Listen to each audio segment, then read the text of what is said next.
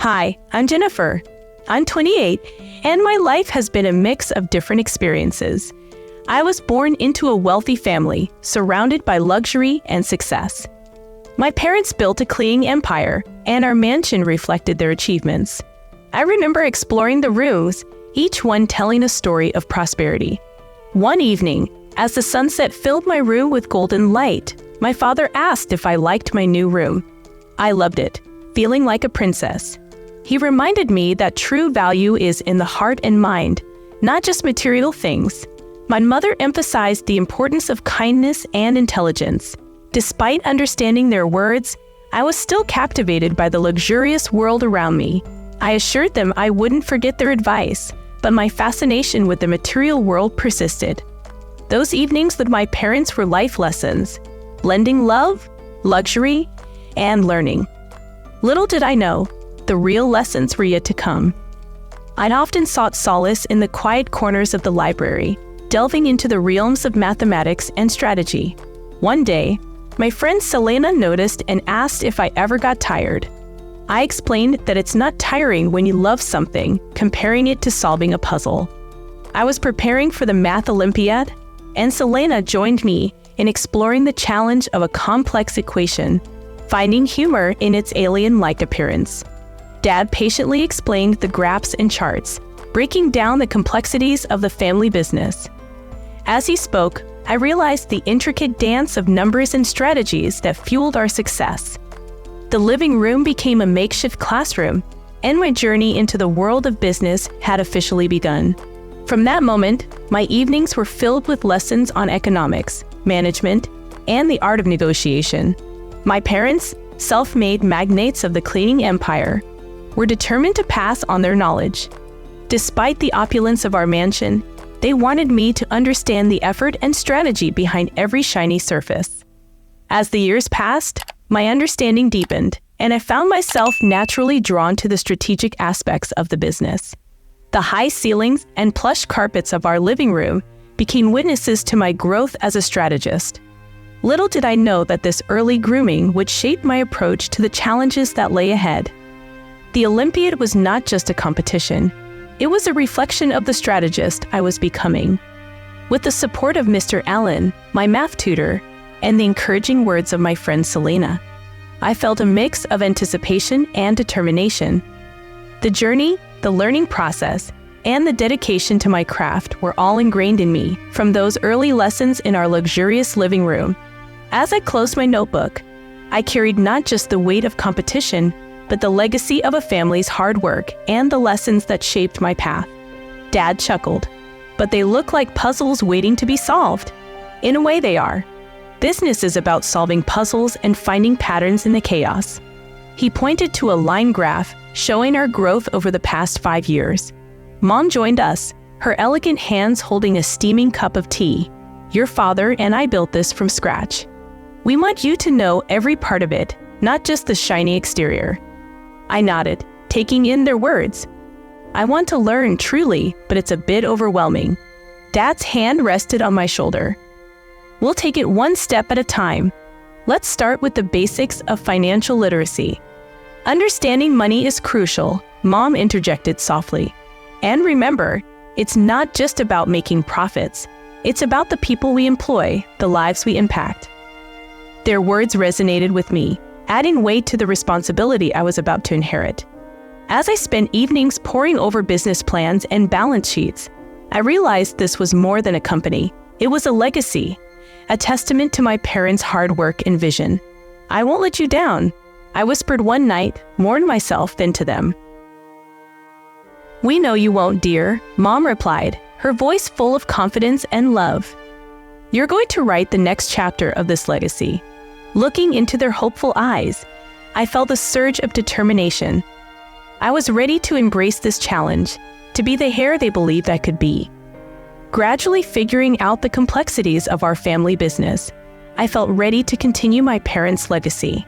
Little did I know that the dark cloud of personal tragedy was about to envelop my life, changing my path forever.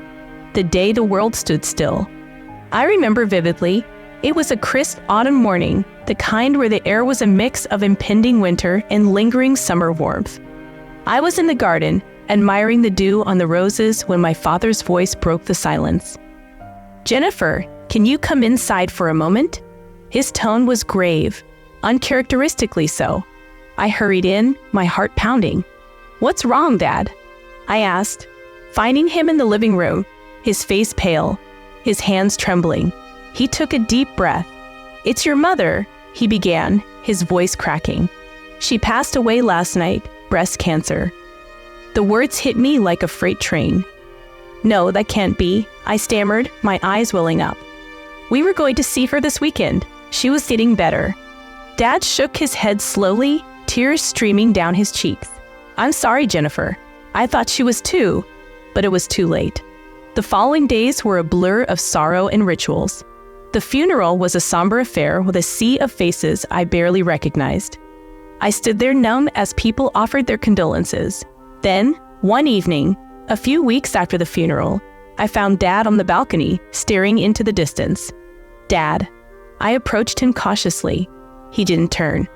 "I miss her so much, Jennifer. She was my everything." "I know, Dad. I miss her too," I replied, my voice barely a whisper. He suddenly turned to me, his eyes red. "You look so much like her, Jennifer. It's both a blessing and a curse." I didn't know what to say.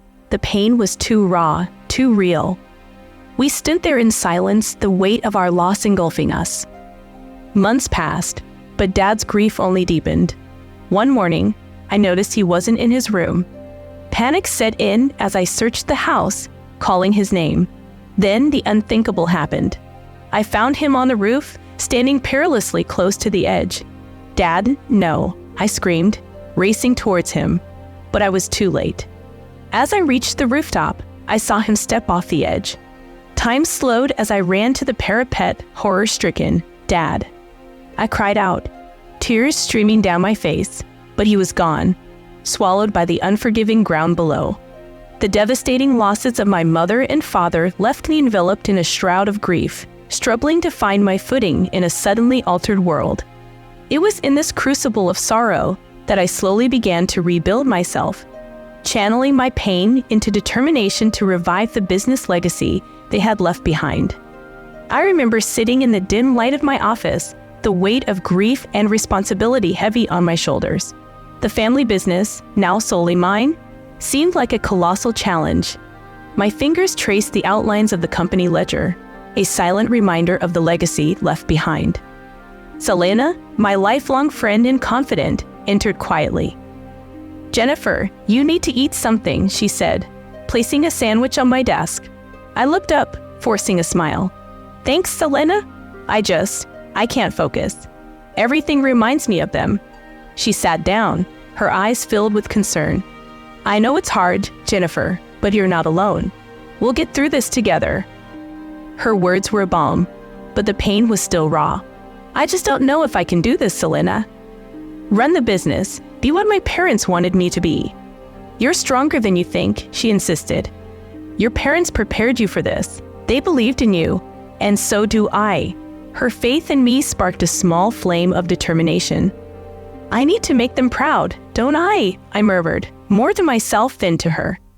"Absolutely, and you will," Selena replied. "But first, you need to start taking care of yourself again." That's what they would have wanted. I nodded slowly, the resolve building within me. "You're right. I'll start by going through these accounts, setting a new direction for the company. It's time to rebuild. Not just the business, but myself too." Selena squeezed my hand. "That's the spirit, and I'll be here every step of the way." Ever since taking over the family business, I felt a surge of purpose pulsing through me. The office, once my father's kingdom, now echoed with my decisions. "Jennifer, the projections for next quarter are ready," my assistant Mark announced as he handed over a stack of papers. I scanned the numbers, my mind racing. "These numbers, we can do better. Have we considered expanding into the newer markets?" I asked, my eyes not leaving the graphs. Mark hesitated. "It's risky, Jennifer. Your parents never ventured there." I looked up, meeting his gaze. "But I'm not my parents, am I?" "Set up a meeting with the team. We need a strategy to break into these markets." Days turned into weeks as we prepared. I pushed the team, demanding innovation and boldness. The breakthrough came unexpectedly during a late-night meeting. "Jennifer, what if we integrate eco-friendly practices into our services?" "It's a growing trend," suggested Lisa, one of the senior managers. I leaned forward, intrigued. "Elaborate, Lisa." As she explained, a vision formed in my mind. "We could revolutionize the industry, not just expand. Let's do it, but we need to act fast. Be the first to hit the market with this approach," I declared. The following months were a whirlwind. Implementing the new strategy was challenging but exhilarating. The day we launched our new services, I felt an adrenaline rush. This was more than a business move. It was a statement. The results spoke louder than any of our expectations.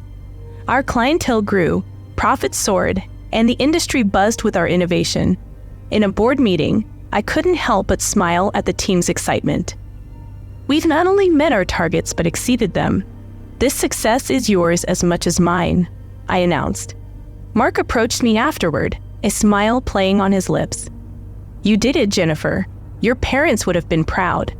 I gazed out the window, the city sprawling below. "I hope so, Mark, but this is just the beginning. We're going to take this company to heights they never imagined." Following a string of successful business meetings, my path led me to London, a city teeming with opportunities and a chance to expand our company's international reach. Little did I know, this trip would also serendipitously lead me to a fateful encounter on the misty streets of this historic city, changing the course of my personal life. I remember the day I met Tom as if it were yesterday. The bustling streets of London seemed silent in my mind. Lost with a dead phone, I found myself sitting on the steps of a convenience store, staring at the stars. "Excuse me," a voice broke my reverie. "Are you all right?" I looked up to see a man with kind eyes and a gentle smile. "I'm fine, just a bit lost," I replied, my voice trailing off.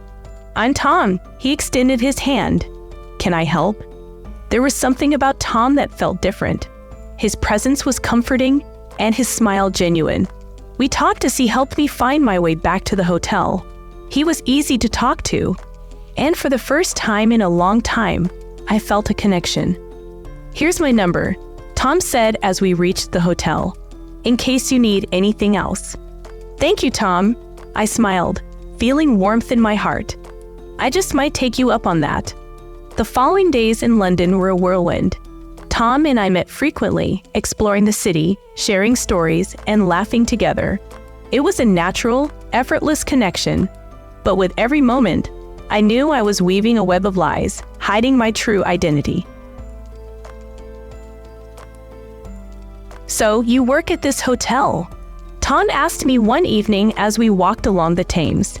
"Yes," I lied, my heart sinking. "Just a regular job." "I like that," he said earnestly. "You're grounded, real." His words stung, a reminder of the facade I was upholding. As our time together grew, so did my feelings. I knew I was living a lie, but the thought of losing Tom was unbearable. I was caught in my labyrinth, with each turn leading me further away from the truth. "I have to go back to the US soon," I said one evening, the truth partially slipping out. Tom looked at me, his expression a mix of sadness and understanding.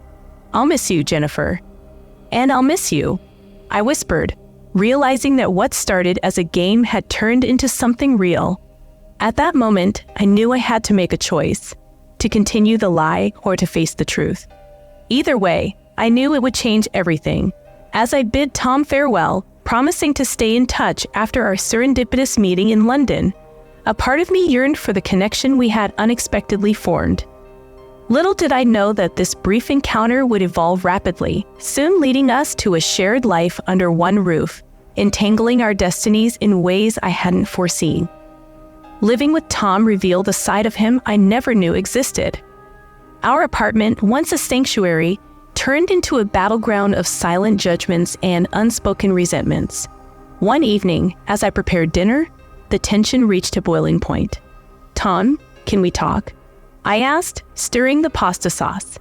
He barely looked up from his phone. "About what, Jennifer?" "About us. I feel like we're drifting apart, I said, my voice barely above a whisper. Tom scoffed, his eyes still glued to his screen. Drifting apart, Jennifer? You're imagining things. No, I'm not. You're always distant and absorbed in your work. You don't even look at me anymore, I finally said. He looked at me, his expression cold. What do you want me to say, Jennifer? That everything's fine? Because it's not. Ever since we got married, you've changed. Changed how? I asked, feeling a knot form in my stomach. You're not the woman I fell in love with. You're always busy with your work, always calculating, he accused. I felt a surge of anger. Calculating, Tom? I'm trying to keep us afloat. I'm working hard for both of us. He stood up abruptly, his chair scraping against the floor. No, you're working for yourself, Jennifer. You don't care about this marriage about me. That's not true, I protested, but he didn't seem to hear me. I need space, Jennifer. I need to figure things out, he said, grabbing his coat. Where are you going? I asked, a sense of panic rising in my chest. Away from here, away from you. I need to clear my head. With those words, he walked out, leaving me alone with the sound of the simmering sauce and my racing thoughts. As I sat there, the realization hit me hard. Our marriage wasn't just unraveling. It was already in tatters. The worst part was I didn't know if it was worth saving anymore. In the wake of our troubled marriage, a revelation struck me like a bolt from the blue. I was pregnant. This news arrived as our relationship was fraying at the seams, making me ponder the future of our family amidst the tumult of emotions. I began to channel my focus and energy into a meticulous plan. It would not only secure my child's future, but also settle scores in the professional arena where Tom and I had become unwitting adversaries. As I sat in my office, poring over spreadsheets and reports, a small, satisfied smile played on my lips. Each number, each statistic, was a testament to the silent strategic war I waged against Tom. Selena entered, her eyes scanning the papers strewn across my desk. You're going through with this. I looked up, my eyes cold. Every step of the way, Selena. He needs to learn the consequences of underestimating me, she sighed. But this, it's so personal. I leaned back in my chair. Business is always personal, Selena. Remember that. Weeks turned into months, and my plan unfolded flawlessly. Tom's business started to falter under the pressure I discreetly applied. I watched detached as he grappled with each setback, unaware of my hand in his downfall. Then came the day he walked into my office, a man defeated, seeking a job in the company he didn't know I owned. The receptionist had directed him to the head's office for his appointment. I could hear his footsteps approaching, heavy with a mix of hope and desperation.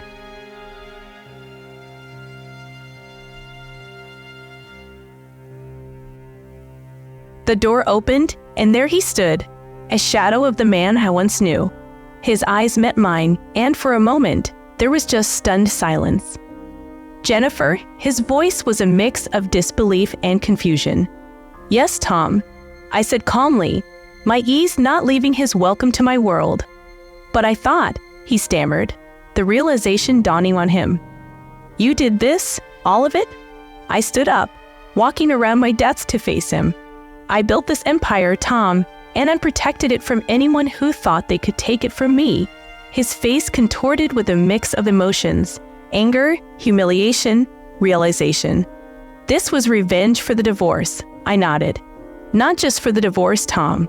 For underestimating me, for thinking you could control me. He looked around the office as if seeing it for the first time. I had no idea at all, he stammered. No, you didn't, I said, my voice soft but firm. And that was your biggest mistake. Tom turned to leave, his steps faltering as he reached the door. He paused and looked back at me. I never knew you, Jennifer. I watched him go, a sense of closure washing over me. No, you never did. I whispered to the empty room.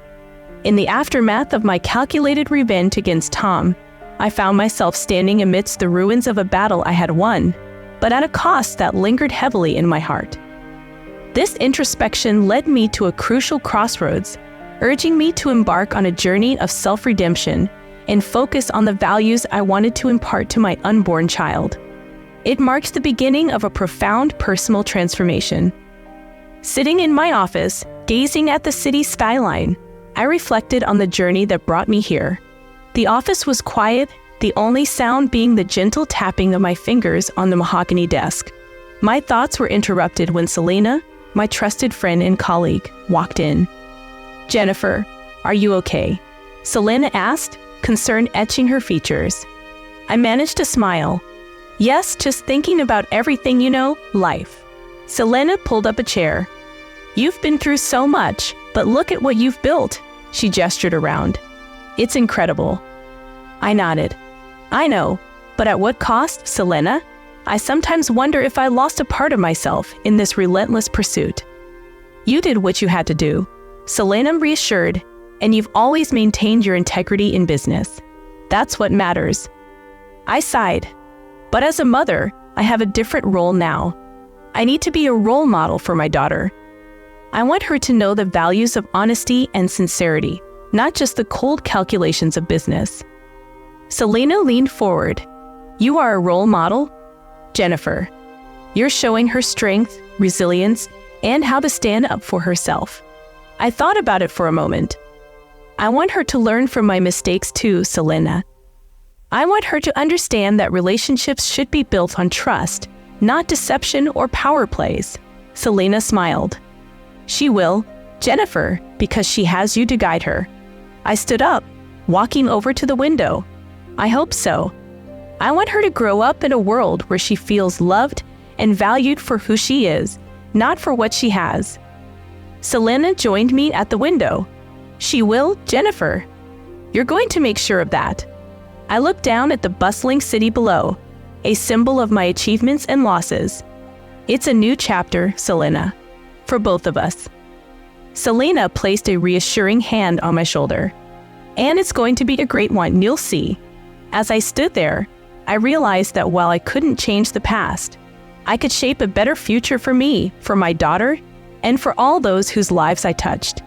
It was time to build a legacy, not just of success, but of heart. I hope you guys enjoy our video. To watch more interesting stories, hit that subscribe button. Thank you.